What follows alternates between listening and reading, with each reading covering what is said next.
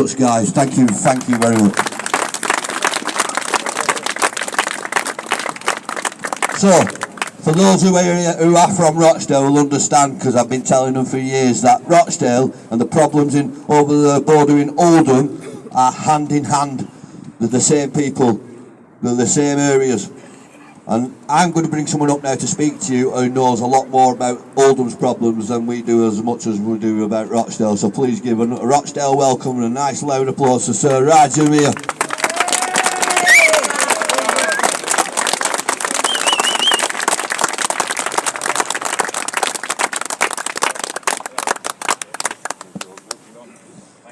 Thank you.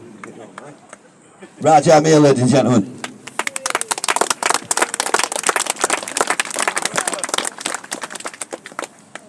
We made this political 7 years ago, and it's took us 7 years to force this to where we currently are, which is on the verge of a national inquiry. The national inquiry will be rigged. Make no mistake about it whatsoever. And if you're following what's taking place with the Minister for Safeguarding Girls, that's the title, the Minister for Safeguarding Girls, a woman called Jess Phillips. Everything she has shared so far has demonstrated that they will try and rig the inquiry. Now, the reason why it matters to you, to me, is that we have forced, by making it political, and people say to me, oh, there's only a handful who turn up to these events. It doesn't matter. The entire nation is behind us on this. And those who aren't are the ones who are either complicit in what took place or benefited from what took place. And so there is no ambiguity. And in the past, they've arrested me for more or less these words as a racist. But we forced the government, Baroness Casey, to admit to these words. These were racially motivated crimes. In the main, an overrepresentation of Pakistani men gang raping and trafficking little white working class girls across this country. And never forget that. Because one of the things that they're trying to do with the national inquiry is change and expand the remit so it looks at child abuse in its entirety. Well, let me share with you what makes this specific type of child abuse very different from all the others. And that doesn't mean we don't care about all the others. Those arguments that those people make, they're ridiculous. Of course, every one of us cares about the abuse of children. But there is something that makes this specific type of abuse very, very distinct.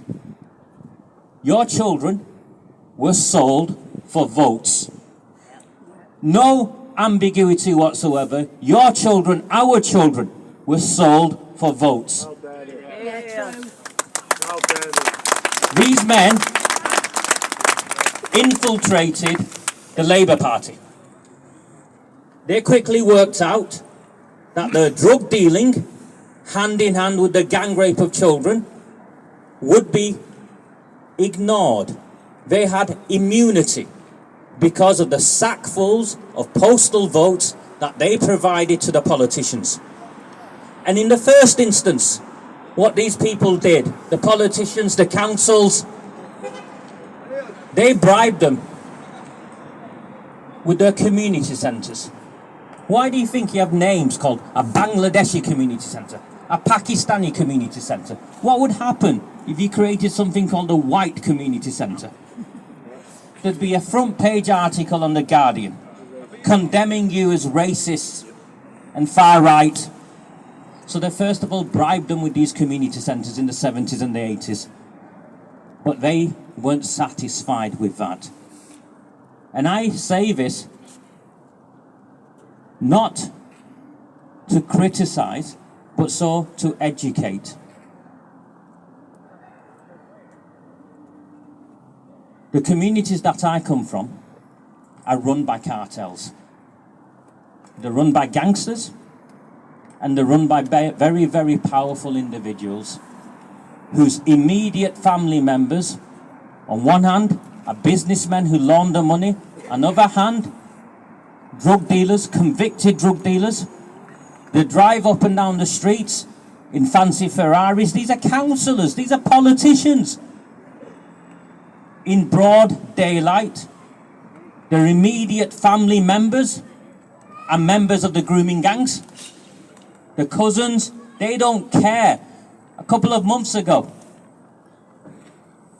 Lord Ali, Rotherham, heard of him? Yes. Him and his brother raped 2 boys. Yeah, they raped boys. Finally convicted. He gets out of prison.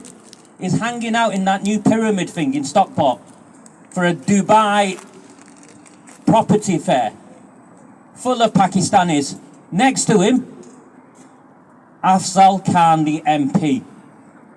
Can you imagine if you're an MP, a senior government MP, walking through a corridor on friendly basis with a man who's just come out of prison for raping little boys? Shame on them.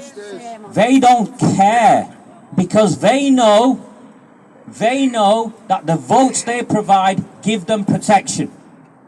It is no more complicated than that, and you're seeing it play out now. Not just on the issue of the grooming gangs, you're seeing it play out on so many other issues. And it doesn't make a single one of us racist. You know why? Because there are people in those very communities who hate these people as well, but they are powerless. They are powerless to speak out, just as so many others here are powerless to speak out. I was asked earlier, where are all the men here? Where are all the other people here? How many of you know that if you came and stood alongside me, the police would knock on your door? Your employer would call you into a meeting. You'd lose your job. Your daughter, a friend of mine, a lady who follows my work, phoned me up crying last week. My daughter, who's now graduated with a politics degree, won't speak to me anymore because she thinks I'm a racist because I listen to you. This is what we are fighting against, and it will take us a generation more to get to where we need to get to, which is cleanse this cancer from out of our country. Well said.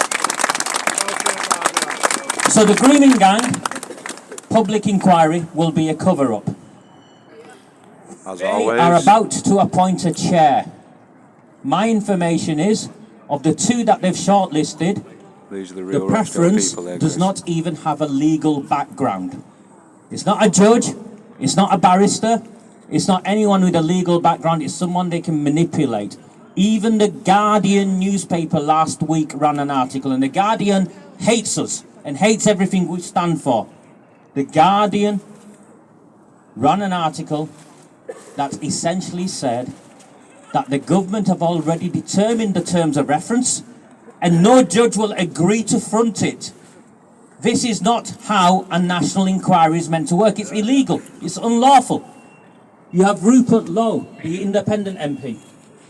I am supportive of Rupert Lowe.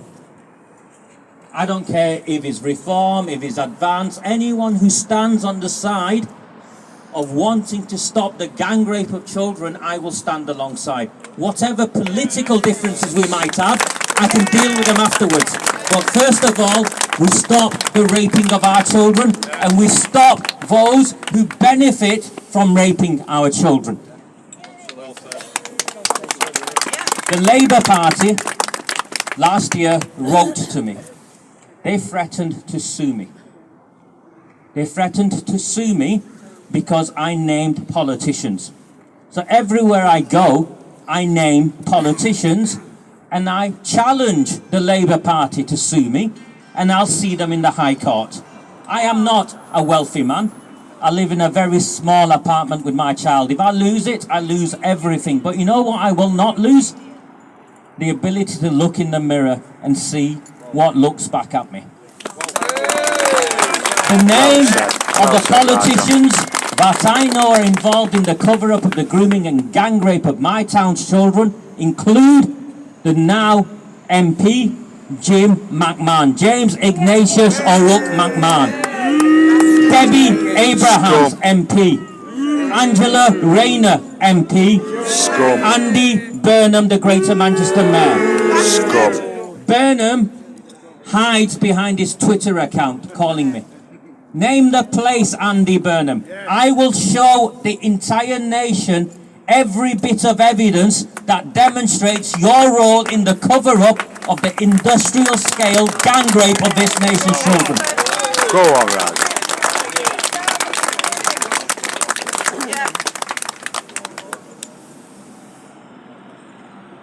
The government will announce next week, is my information, the chair of the National Inquiry.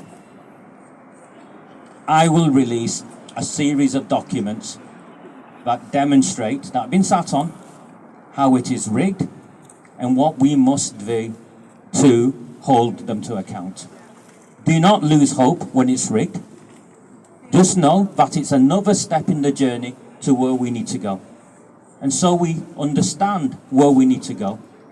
It is justice for the survivors, prison time for those who committed the crime, and even more prison time for those who were complicit in the cover-up. So please keep coming to these events. Our numbers have grown far greater than they've ever been. And our voice now, what we talk about now that they once deemed to be far right and extremist, is now echoed in Parliament almost word for word. And that's only happened because of every one of you. And for that, I will be ever grateful. When I started this, I was petrified that I would be standing alone. I'm not standing alone. Thank you. Thank you so much. Like me, everyone. Ladies and gentlemen, one more time for Raj Amir. It's not easy to get up here and say this type of stuff about being persecuted by those on the other side. This man has put his head way above the parapet to do so. So he's not just he's loved in Rochdale, he's loved in Oldham, but he should be loved all around the country. Ladies and gentlemen, one more time for Raj Amir. I'm going to stick with Oldham now, because Raja's not the only person from Oldham at the moment who's fighting this cause. It's because I've got a lovely little firecracker here for you. A lady who's been persecuted herself, who understands what it is to be persecuted for standing up and standing up. Cyril's window. That's Cyril Smith's window. That's where he used to look out over his children so that he could pick which boy he wanted.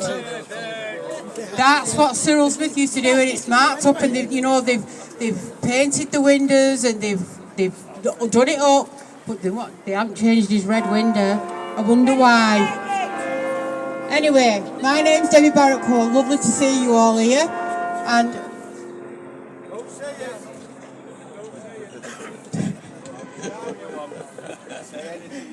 Say what you want to say, Debs. I was just going to go Esmeralda Babels. Right, so on the 6th of November 2019, I went up to Oldham Council. Now that's documented and it's been shown all over Facebook, and I went up to ask one question. The question was, why had Oldham Council not told the residents of Oldham that Shabir Hamid, Daddy from the grooming gang, worked for Oldham Council? They did everything within the power for me not to ask that question. They adjourned the meeting twice. They brought the police in, who said, "You're not disrupting the meeting, so you can carry on." In fact, my friend over here, Peter, was the one that was disrupting the meeting at the time, because he had his problems, didn't you, Pete? You did. So anyway, from that, people kept saying to me, "You need to stand in the elections. Will you stand in the elections?" So with Raj Amir, we got together and I decided to stand in the general election in 2019. We had 8 weeks, roundabout. So I went up against Jim McMahon in Oldham, Western Wrighton. They've added Chatterton in on that now.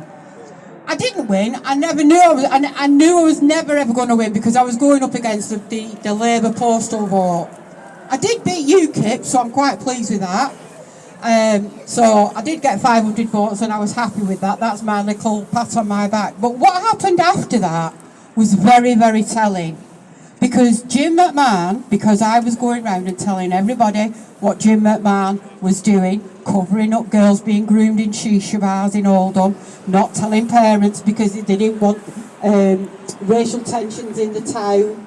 He didn't want to stir up the racial tensions in the town because Lee Rigby had been murdered and it was time of his funeral. So Jim McMahon decided, I know what I'm going to do. I know I'll shut her up. I'll have her arrested. So he tried having me arrested and he got Sergeant Andy Day from Oldham and he was chasing me and he was saying, if you don't come in for a voluntary interview, I'm going to have to arrest you. And I went, go on then, arrest me. I'm not coming. And he kept pushing and pushing and pushing. And so in the end I said, you know what, I'll come. And I went along with my solicitor. And Jim McMahon said I did this and I did that and I slandered him through while it was through the purdah. They have within Parliament you have a purdah where you can't slag anybody off, which I didn't slag anybody off. I did it prior to that. I'm not daft. He also raked in, well actually no, Debbie Abrahams raked in Rajamia, saying that he'd slated her off, which he hadn't slated her off, and she edited things that he'd said. Now, the reason I'm telling you this is what your politicians would do, because we've got an Oldham councillor here, and I think he's very brave coming here today, because he's come to show solidarity, and I believe, trust me, the first things I said to him was, you from the Oldham group, what are you doing here? And you can ask him, and that's exactly what I said to him, because if he would have anything else, I said to him, I'm going to kick your head in, you know what I mean? I'm an Oldham girl, what can I tell you? You know, but I've had a chat with him, and I've put him straight on a few things, and hopefully he will take that information away and he'll grow with it, and he'll do something about what I've told him. However, the politicians here in Rochdale and in Oldham and in every Labour town you can name, Barrow, Telford, Rotherham, but they are all Labour. I can't name all 50. I can't name all 50. But I live not far now from a place called Hull. Well, they say Hull, I got Hull. Hull. And we've got it going on there. And we've got hotels there, and we've got people coming over and abusing children and raping women and what have you. The thing is, things are not going to change until people start actually saying, do you know what, I am actually going to vote. Because people are not voting. The amount of people that I have heard that have said, oh, I'm not bothering voting, they're all the same. They're all in the same book, they all do the same thing. No, that's exactly what they want. They don't want communities coming together. They don't want people standing together and voting them out. So they are relying on everybody not voting. Oh, there's a lovely bride over there. She's got a gorgeous dress on. Congratulations. So, please, what's happened to me is actually irrelevant, because where I'm living now, even though I was chased out of Oldham by a man called Mohammed Imran Ali, i.e. Irish Immy, i.e. knobhead, i.e.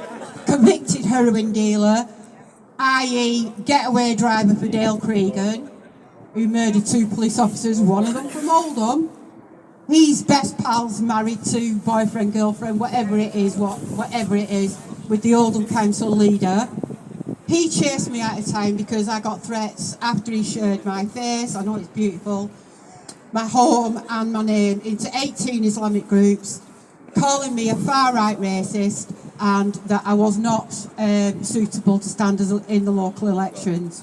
I then got threats of, we know where you live, we're going to rape you, we're going to burn your house down. I had to flee for my own safety. I went to Somerset. I flew. I did house exchange from one council house to a housing association. I went to Somerset. And then Irish Immy sent me a message. Hope you're enjoying Somerset. So they know exactly where I am. But where I am now, I'm in a beautiful home. I'm 20 minutes from a beach. I've got a gorgeous area. And you know what? As much as Oldham will always, always, always be my home. And who knows? I may come back and go against Jim McMahon again, just for the sheer fun of it. Just for the sheer fun of it. Do it. I might do, because I can. I'm allowed to. In the general election, I'm allowed to. And I might just come back just for the fun of it, just to piss him right off and see if Andy Day wants to arrest me again. But Greater Manchester Police are as much complicit in covering up as politicians. Please, please remember that.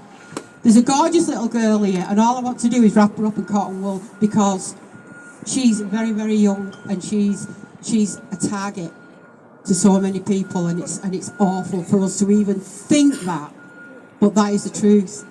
So, thank you very much, Rochdale, and I might go and have a look round and while I'm here, because I don't live here now. I'm Yorkshire now, but do you know, I go out in Yorkshire and people say, "You're not from here, are you?" I go, no. But Oldham will always be my place. You can tell by the accent, that's how you know. That's how they are, yeah.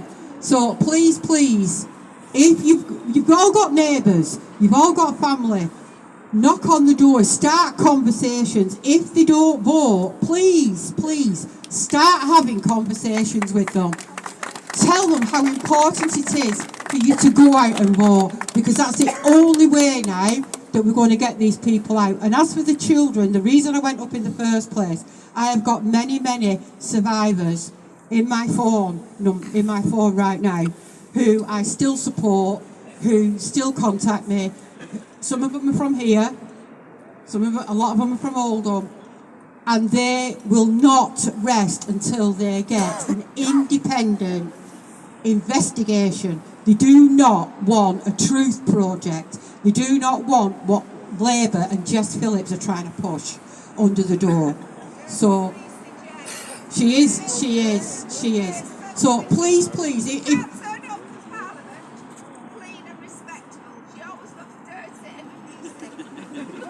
I agree with that. I made an effort today, and I've only come Rochdale. Even Billy's got a suit on. You know what I mean? She can't even rock up at Parliament. You know. No, she can't wash. I've washed my hair today. I'm glad it's not rain. So please, all I ask is, the most important thing is now, the only way now that we can get these people out is by voting, and that's got to be your most priority. We've all got local elections coming up in May. So how many months is that? Well, that's if they've not cancelled your elections. That's if they've not cancelled up, because there's that as well. But we've got what? 7 months? We've got 7 months. You've got 7 months to start knocking on your neighbours' doors, talking to them. Take them some cake and say, "Can put kettle on. And by the way, are you voting?" And if not, do you know what? We can't beat them. We can join them. We can all have a postal vote. You don't have to go to a polling booth. You can still have a postal vote. But the thing is, people need the vote. A vote independent. Go for your independent people, because they're not whipped up like Labour, Lib Dems and Conservative. Anyway, thanks for having me.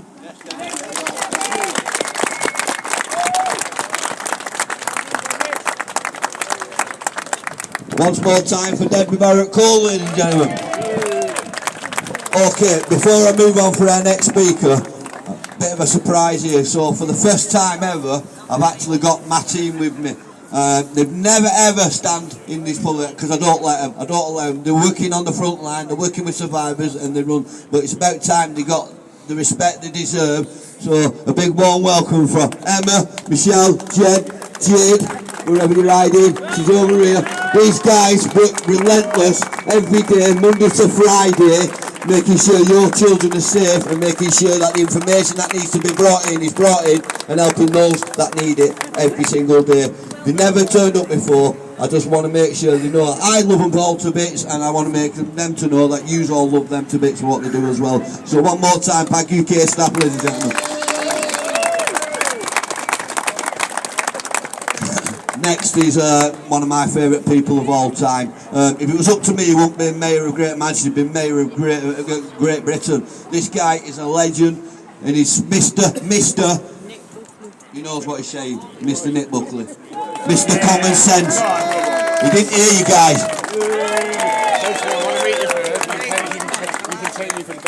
Hello everybody, and thank you for that warm welcome.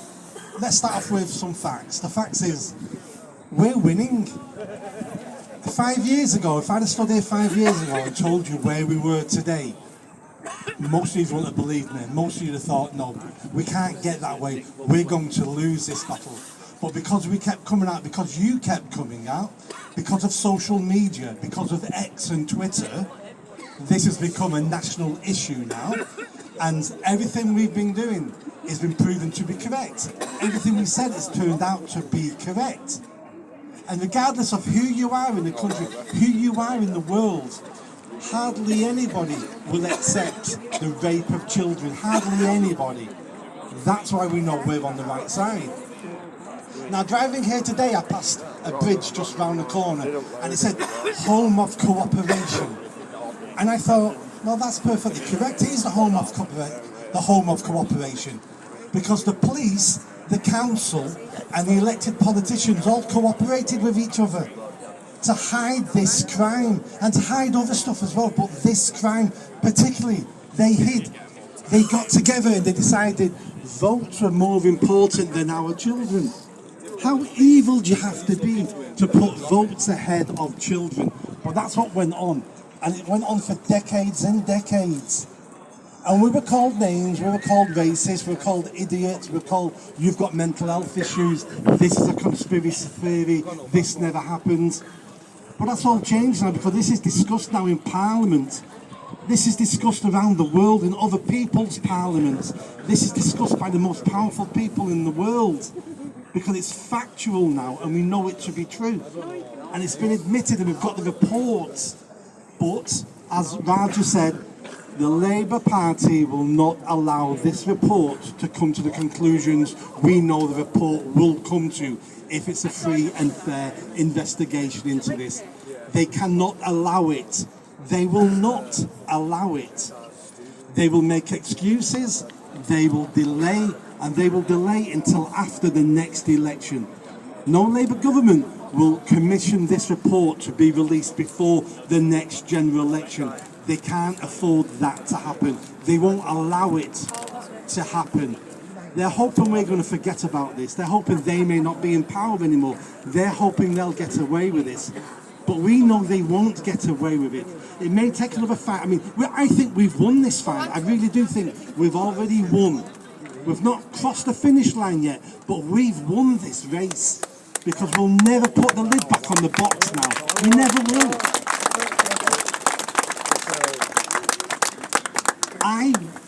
I will class this fight as over when we have some senior politicians in the dock and then in jail. That's what I want to see. Because this is a form of being a traitor. This is traitorous. And I want people in jail. Not just the offenders, not just the perverts and paedophiles. Let's lock them up as well, fantastic.